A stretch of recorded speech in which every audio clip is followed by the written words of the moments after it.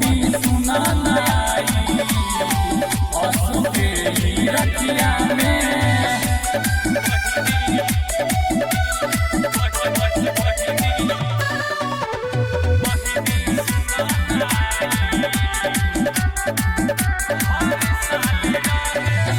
हर साल रहेलू तू बहिनी हमारा साथे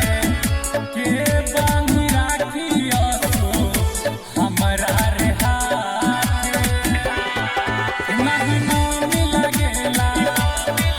तहर याद आवेला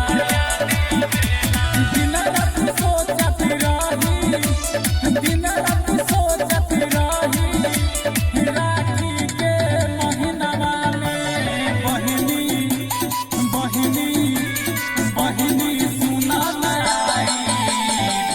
असो के रखिया में बहिनी सुना नयाई असो के रखिया में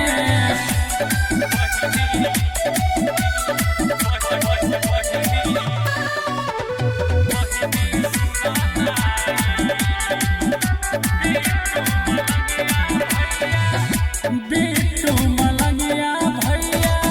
रहेले उदासी कैसे के आई बहिनी भादो के मासी या तो बिपिन कहेला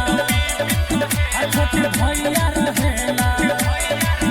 ओकरे हाथे दिह बांधी ओकरे हाथे दिह बांधी हमारे नामे के रखिया के बहिनी बहिनी बहिनी सुना नयाई असो के रखिया में बहिनी सुना नयाई